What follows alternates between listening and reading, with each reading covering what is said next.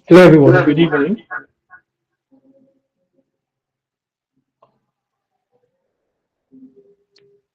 Can you all hear me?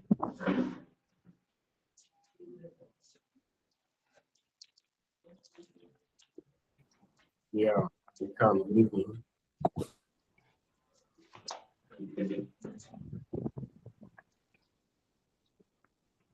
I mean, only one person is responding on the call. Can we all hear me? Yes, we can hear you. All right.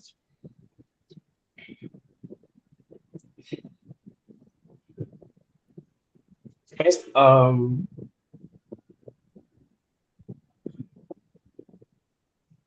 apologies for the meeting kicking off late. It was scheduled by 7 o'clock. However, we had an unforeseen emergency that needed to be attended to.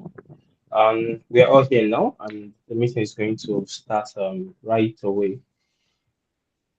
All right, guys, welcome to the African Radiography Scholars and Professional Network PDMP program, an, an initiative that seeks to explore 5 tracks in medical imaging. And over the course of the month, we've had sections on basically on postgraduate applications.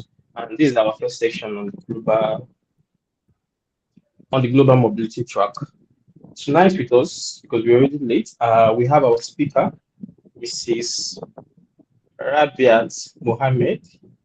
So Mrs. Rabiat Mohammed is a diagnostic radiographer, a data scientist, and an MSc candidate in vascular ultrasound with over 10 years of experience in medical imaging.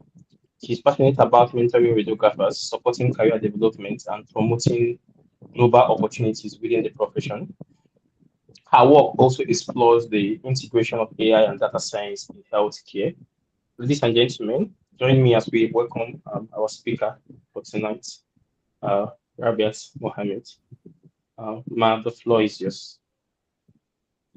Hi, hello everyone. Please tell me if you can hear me clearly. Yes, we can hear you. Okay, great. So thank you for this great honor. It's actually a honor to be here, to be honest with you. It's something interesting to do because you all on the screen now are the future of the profession. So yeah, it's nice. So I'll start sharing my screen now just to get the PowerPoint point slides up. Let's see, window. Just share the entire screen and see.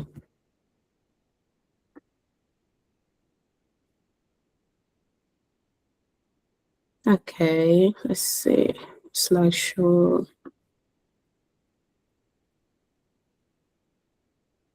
Okay, guys, can you see my screen, please?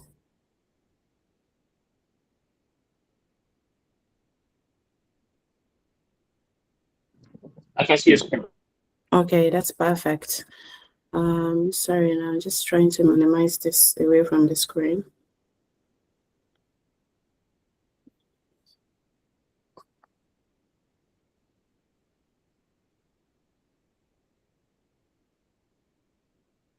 Trying to find a way, if there's a way I can just sort of minimize it, off the screen.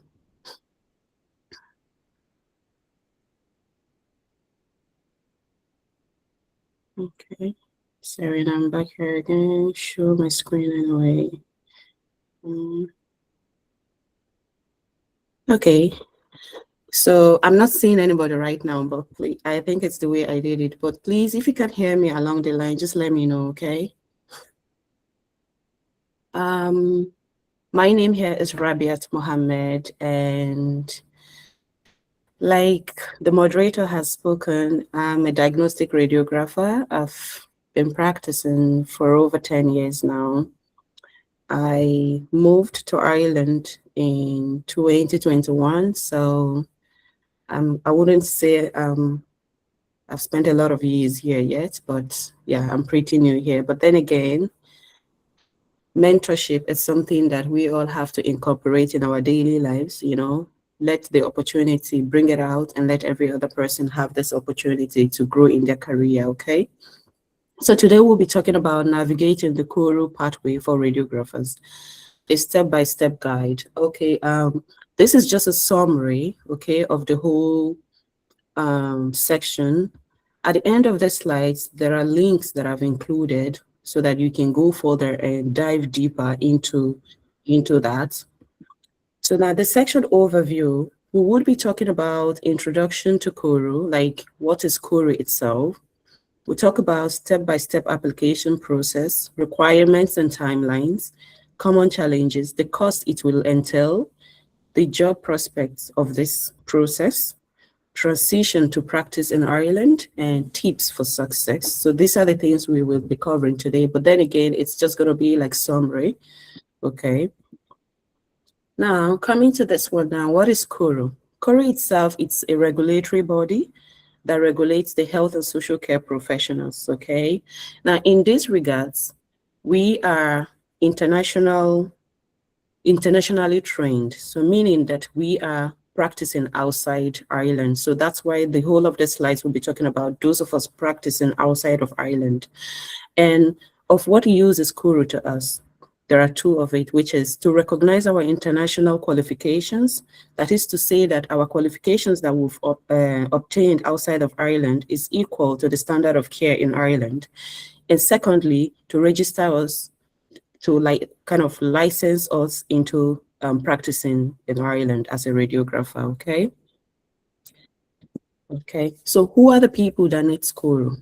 All health and social care professionals, they need CORU. Radiographers trained in Ireland, they need CORU. Radiographers trained outside of Ireland. You know, in your individual countries, I'm not just going to focus on Nigeria, but I believe that we have some other people from other part of the country in this section. So we all have regulatory bodies that regulate all medical professionals. So CORU is the one that regulates in Ireland. So we all need CORU to practice as a radiographer or even radiotherapist in Ireland. Okay, now we're going to talk about the CORU registration pathway, okay? So you should expect two things. Expect to do two things with CORU, okay? The first would be to recognize your qualification that was obtained outside of Ireland, after which then we move forward to, CORU would move forward into registering you by giving you a license that would, you know, make you legally, that can enable you legally to practice in Ireland. So on the slide here, we have qualification recognition, yes, and then we have application submission. Then this application will be assessed by CORU and a decision will come at the end of the day. So the decision can be approved unconditionally, it can be approved with conditions, and it can also be refused, okay? Okay, that's my little baby coming down. Sorry, guys. Let me go to Fatima upstairs, okay? Go upstairs. Let me finish up, okay? Sorry, guys. Okay, that's being a mother. You can't be in the camera, my love. Okay. Okay, just give me a moment, guys. I'll be with you now. Okay.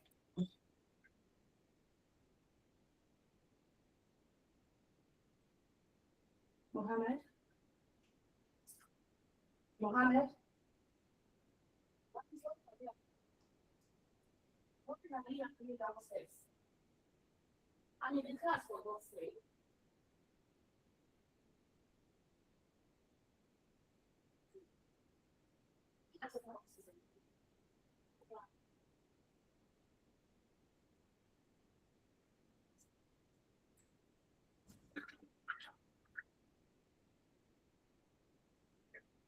Okay, I'm back. Sorry about that. Please, can you all hear me? Yes, we can hear you. Okay, so just as I was saying, so CORU registration pathway would include qualification recognition, application submission, the assessment of this application, then a decision would be given. So it can either be approved unconditionally, it can be approved but with some certain conditions, and it can be completely refused, okay? So this is the pathway for CORU. Now, a step-by-step application guide. So what guide? What is the first thing you would do? It's to create an account on the CORU portal. So it's an online account. Before now, during my time, we were able to do like manual application, but now everything is online. So you create an account on the CORU portal rather. You complete online application form. It entails a lot, to be honest. So you just have to pay attention to details, okay? You upload the required documents, you pay application fee, you await the assessment, respond to queries, if any, with immediate effect, and then you receive the decision of this application. Now, what do you need? These are the basic, would I say these are the basic things you need. But then again, there's a list of it in the link that would be attached to this slide, the last slide. So you need a degree in radiography, okay? Academic transcripts, whether you've done master's, PhD, you need those transcripts, okay? Proof of identity, age declaration, English language proficiency, professional CV, police clearance. They need to know that you have no criminal records, okay? Certificate of good standing from your school, from the regulatory bodies in your individual countries. They need all these things, okay?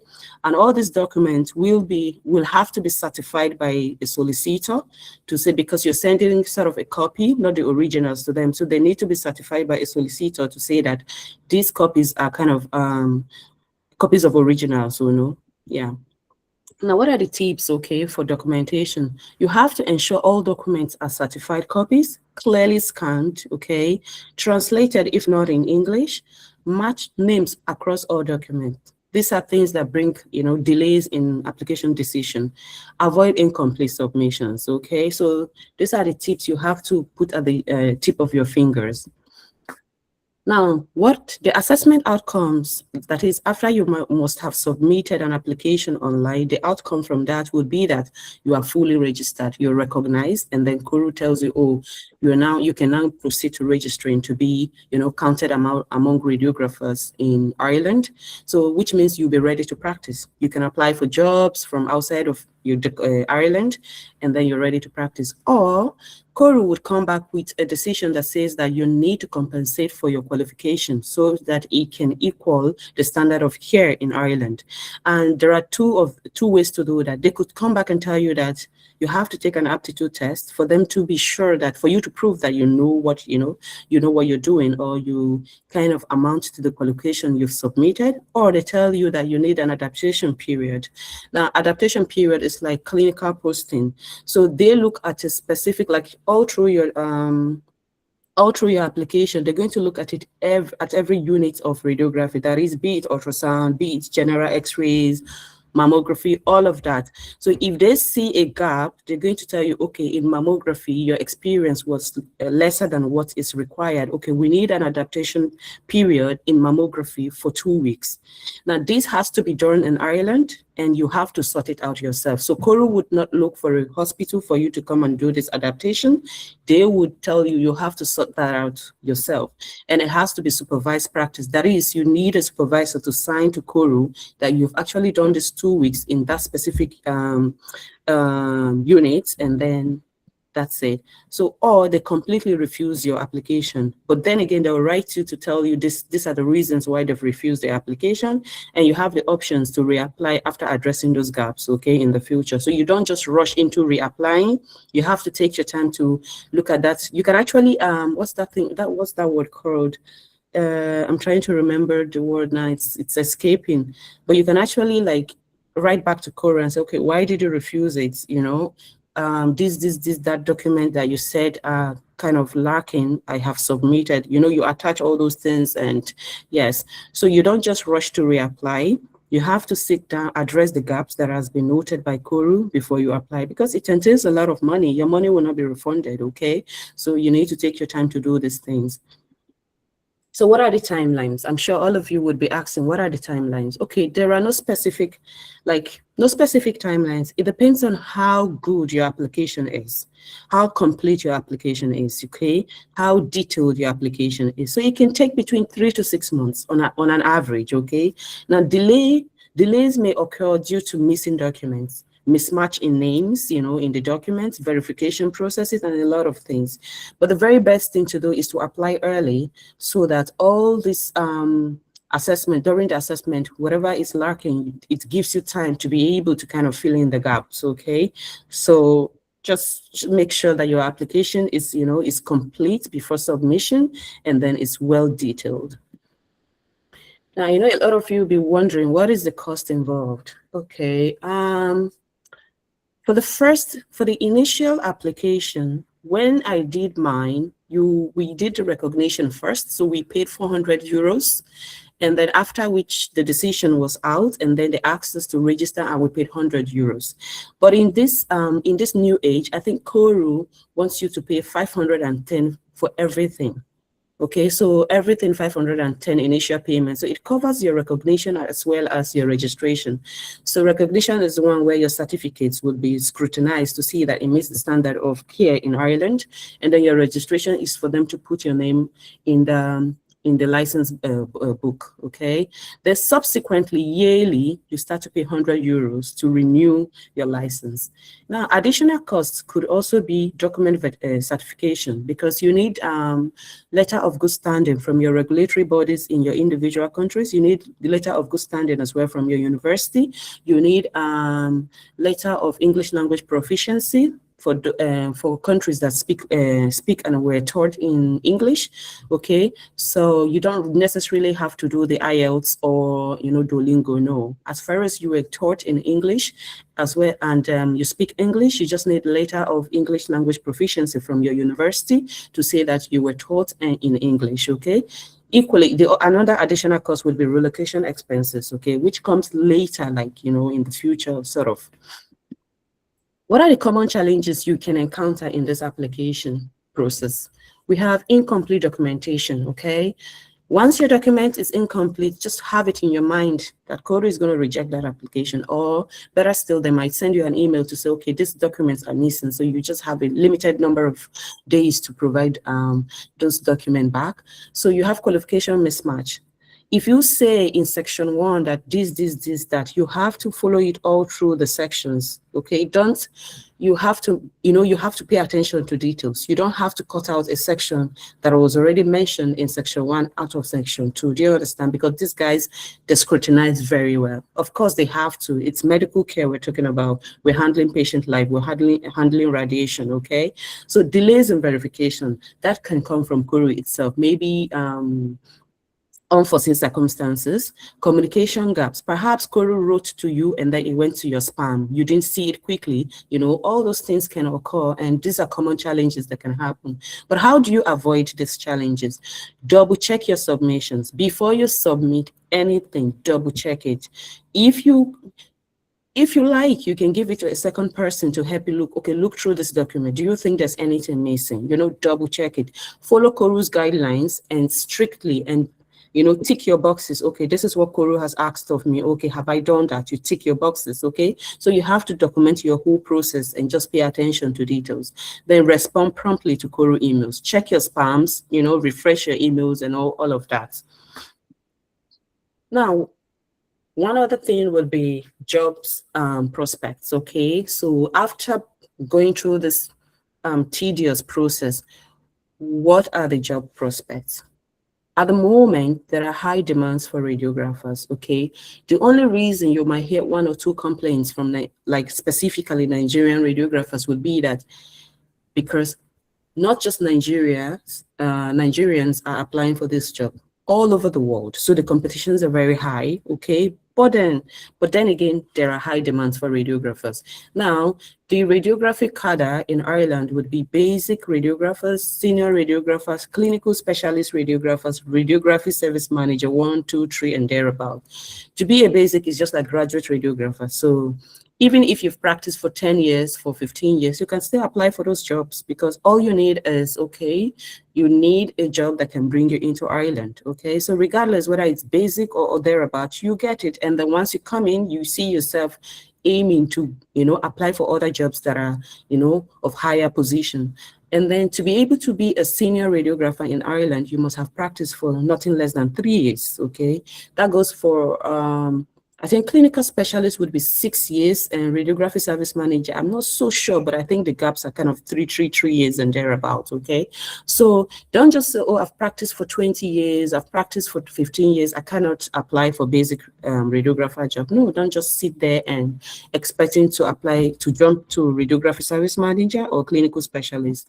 You need a good number of experience working in Ireland to be able to, fit into some certain leadership roles, to understand the place you're coming to, the people you're coming to. So you can actually take your time and say, okay, look, I'm going to start with as a basic, get to know the environment, get to know their rules and regulation, their guidelines, and all those, and then you can progress successfully. But some people still get jobs as a senior from outside of Ireland. My first job into Ireland was as a senior, okay? So don't get me wrong, okay? So you can also apply everything. Just apply for all the jobs you see as far as you meet the eligibility criteria. That's it, okay?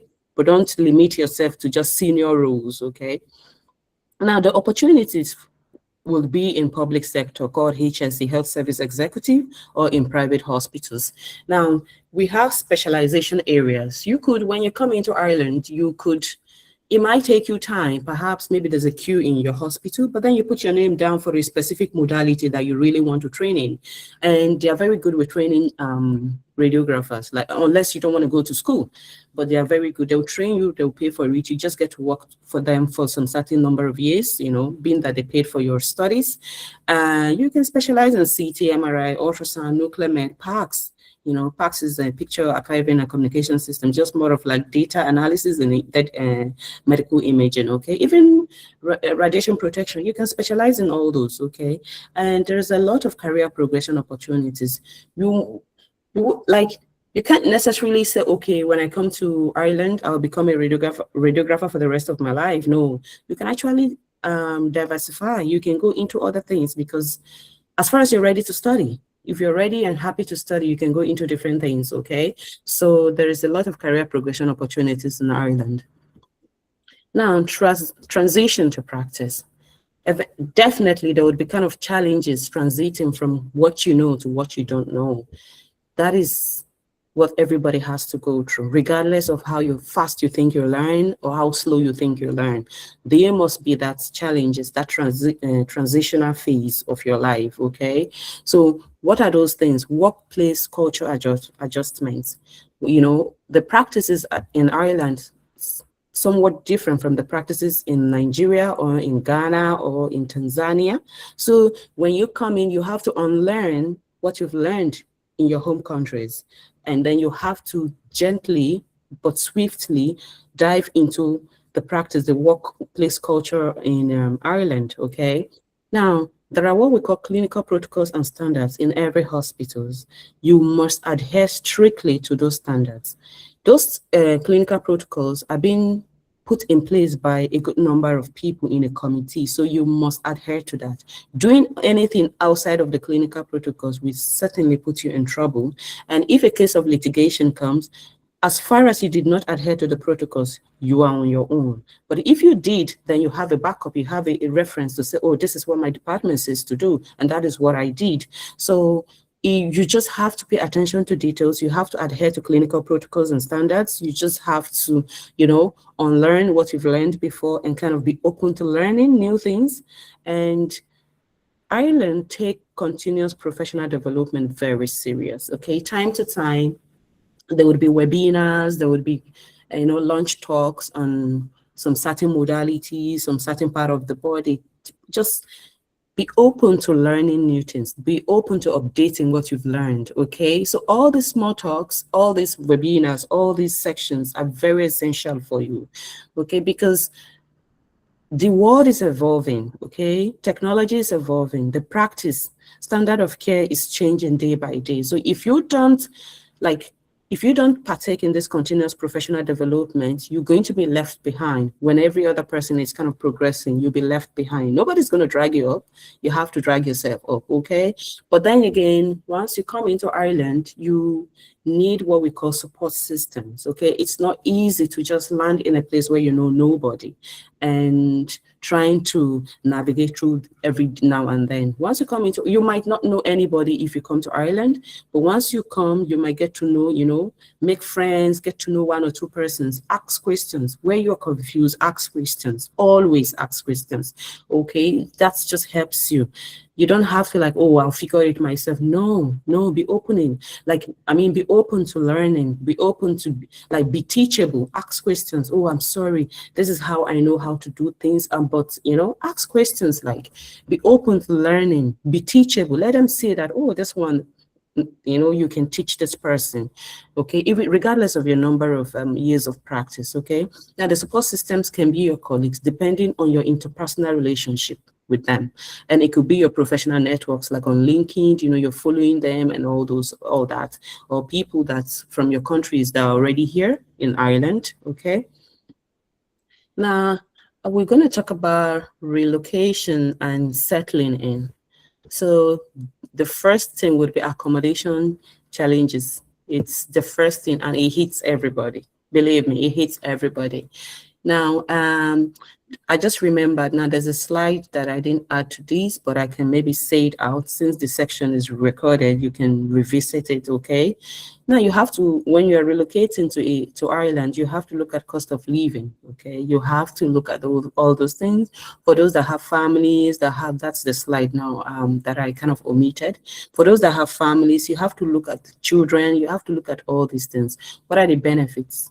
What are the risks, okay? What are the best ways to kind of handle family life in Ireland? You have to look at all these things, schools for the children, crèche, and when you're getting accommodation, you have to look at the distance to your workplace. What are the public transport system? Because you're certainly not going to come in and get a car immediately. So you're going to look at the transport system to your workplace and all of that.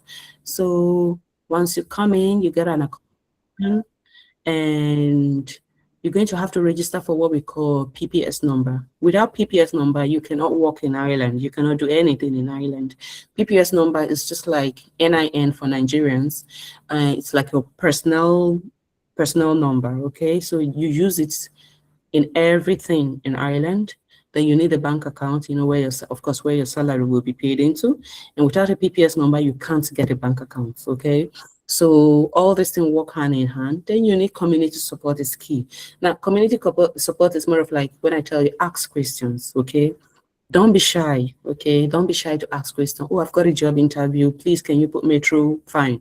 Oh, I'm coming in with my family. What do you think? Okay, should I come with my family first? Should I come first? Should I leave the kids? Should I, ask all these questions. Get your facts and figures right. You don't want to come here and then the culture change hits you and then you're regretting why you relocated and all of that because you're unable to manage the life. It's a completely different life. So ask questions, okay? Have, should I say, create good interpersonal skills. Discuss with people, go on LinkedIn, follow people that you know that are already in Ireland. If you're making plans to relocate to Ireland, follow them, ask questions, go to their inboxes. You just have to be polite, okay? If you may not respond, but others will, you just have to be polite in your interpersonal relationship, okay? So the other thing it's just, this is just like a summary of the whole process, okay? Just telling you this is what it entails. So for this one now, is standing out in job applications. You need your CV to be tailored in Irish formats. Now, not all jobs entails a CV to be attached. Some jobs comes with an application form that you have to fill accordingly in details, okay? Don't rush, just fill it accordingly. Take your time. They say what is worth doing is worth doing well. So take your time and do it well, okay? Because at the end of the day, it's profitable for you, okay? Even if you don't get shortlisted for the job, you know that you have you've gotten the experience how the job interviews would be like, and that will help you prepare for your next job interview, okay? So in your CV or in the job application form that you will be filling for jobs after getting the CORU license, you need to highlight your clinical skills. Bring it out. This is the time you have to show off. Like you literally have to show off your skills. There's nothing like, oh, it's too much. No. Bring out your skills. That's what they're looking for. You have to show your skills off. You have to tell them that, look, I'm up to this task. Like I'm what I think I am, something like that. Okay. Then you have to show your adaptability skills. You have to show CPD activities that you've carried on or in your own home country. Then you prepare for competency-based interviews. Since we're talking about the kind of guide on CORU application, we're not going to dive into interviews at this stage. Do you understand? Interview will be like a different section itself. Preparing for interviews will be like a different section itself. But then again, this is just like summary of the interview tips, just in case. You have to understand the Irish healthcare system. Take your time, Google the Irish healthcare system, understand how it functions, how it works. It helps you to flow well when you're talking, when you're kind of answering the questions. You have to use what we call the STAR method for your answers, which is, what was the situation? What task was required of you? What did you do? And after what you did, what was the result? Okay, so how did you how did you solve the problem? Okay, so these are how you kind of have to answer the questions. But this will be for like a later section when people have gotten their license and then we are preparing for interviews. Okay, then in your interview, you have to demonstrate patient-centered care. You have to throw away your pride, your ego, everything. It has to be about the patient, not about you. Do you understand? But then again, you have to stick by the clinical protocols and standards of care. You have to also demonstrate teamwork. It's not about I can do it. No, me and my team. You have to show that you can work with a good number of people. Of course, you're going to work with different people from different part of the world. So you have to show that you are good. You're a good team player. Okay. You have to show good communication skills. At first, you'll be anxious. You'll be like anxious because it's interview. We all get anxious. But then again, you just have to breathe in, sip water, relax and just try your best in your communication skills. What would my final advice be? It would be that if you have the thought of applying for CORU, and then you've heard stories that, oh, there are no jobs. No, everybody's situation is different. Everybody's luck is different. Everybody's destiny is different. You don't know what they are doing wrong, okay? You don't know if they're not, preparing well for the interviews and they are failing, because the competition is very high. It's from all over the world, okay? So I would tell you that don't get discouraged by another person's story. Your story is different, okay? Your life is different. Don't get discouraged, okay? So I'll tell you to start early, stay organized, be patient with the process. It takes time, but then it's like, when you, like a farmer, when you have to, first plant the seeds and then you wait for it to germinate and becomes what you want. So it takes time. You have to be patient with the process. Invest in continuous learning. As you're processing CORU, keep learning new things that that would kind of bring you out during interviews. You keep learning. Little certificates here and there. You might think, okay, that's a lot of certificate, but there will come a time where it will be handy for you, okay? It will bring you out among all the other candidates. Oh, this person has project management certificate and this, so it helps, okay? Keep building yourself. And the other last thing I would say is build a strong professional network. I think it's a great opportunity to be part of this professional network. It's a great job this organization is doing, helping to mentor people. It's great, it's really good. So I really commend this organization for this, this initiative that has occurred, and I'm honored to be here. So I will tell you that your journey may be complex, but it's very achievable. Okay, your life is different from the next person's life, okay? You know what you want, set your goals and aim for it, and don't be discouraged by other people's story. Thank you for your attention, and that's all. Okay, so the last slide, these are the links here. Okay, I could literally share it with the moderator and then they can forward to the WhatsApp group or where you guys are having your communication channel, so you can go through the guidelines more. But then, are there any questions? So I'm just going to minimize this now and go to the other page. Okay, where am I now? Sorry guys, I'm so bad with this computer thing. Okay, great. I think I can see everyone now.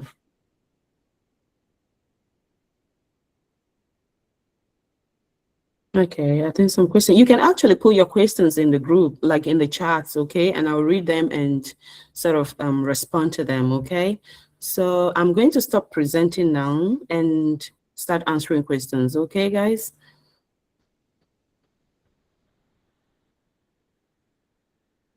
I think I saw a question just now. Sorry, no, it Yeah, was there's a in my, question in the chat box. Can yeah, I read please, it out? can you help me read it out? Yes, please. I can't find it in Yeah. mine.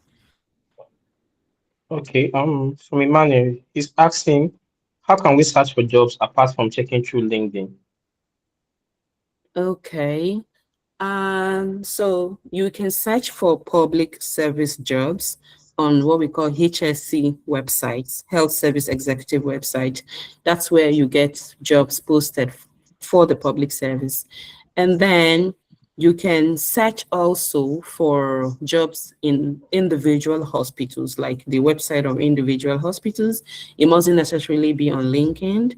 So you go to you look at the big hospitals in Ireland, you look at their job career vacancies pages, and then you look, you can search through that, okay?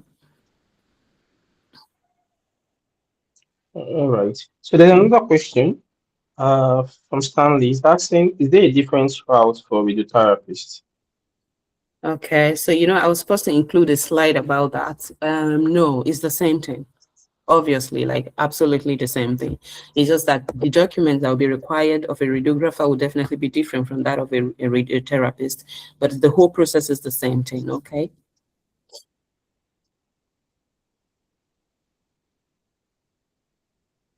So any more questions? If you can't drop in the chat box, you can actually unmute and ask your questions.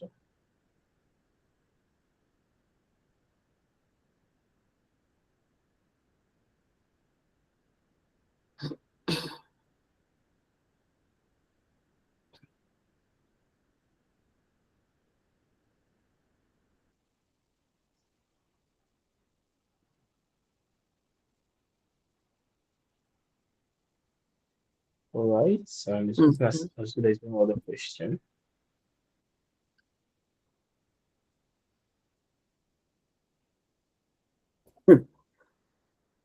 Okay.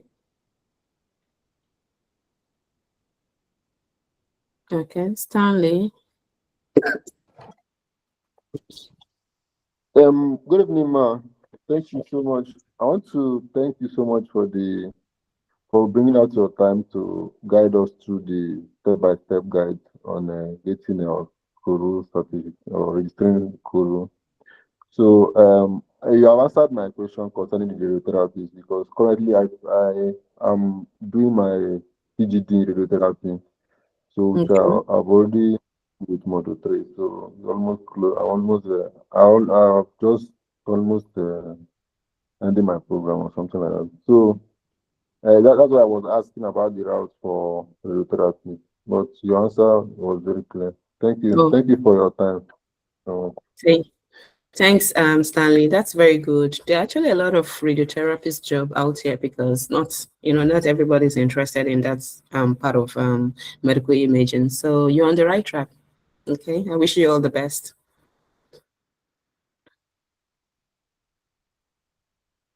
Okay. So I think at this point, if you have any further questions, you can just send it over to the moderator and then perhaps they can ask me and I'll try my best to answer it to your understanding, okay? Yeah, okay. Mm. At this junction, I think we're coming close to the end of this session. First off, I want to thank you, Ma, and I think of all the people we reached out to before we kicked off this mentorship program, I think you're one. Not I think you're one of the people that we didn't have to go a lot of back and forth with, and Uh, that's actually shows and that actually shows a lot of your dedication and passion to train younger people, and we don't in any way take it for granted. We deeply appreciate your time. you're And welcome. also, so also I'm kind of announcing that Mrs. Wabiat will also be coming back later few months time for So it's going to be a joint section for the fellowship track and also the research track. So we're going to do a little bit of data analysis sections. So basic data analysis, so especially if you want to go into research and publications. So that would be later, I think May or should June. I don't know, but that will be later in the coming months. It will be communicated. Also, this is our first session on this track. We also have license pathway for ACPC coming up. We have for Canberra, we have for New Zealand, and I think for USA. So that's the ones we have on this track. And as time goes on, if we see any other one and you can be able to get a mentor for it, we'll also bring them on board too. So thank you everyone for joining today's call. And thank you again for the speaker for your time. I mean, even when we had to like hit to 7:30. And again, your slides too was amazing. Yeah, it was. I mean, how were you able to do that within a short time? Yeah, it was. Thank you very much, ma. We deeply appreciate. You're And welcome. yeah, yeah. Okay. Bye, guys. Okay. Thank you for having me here. Okay. All right, guys. So we come to the end of the call, and we can all head on to what we've been doing, and see you next time. So the slides will be shared in the group, and yeah, further information will also be communicated in the group.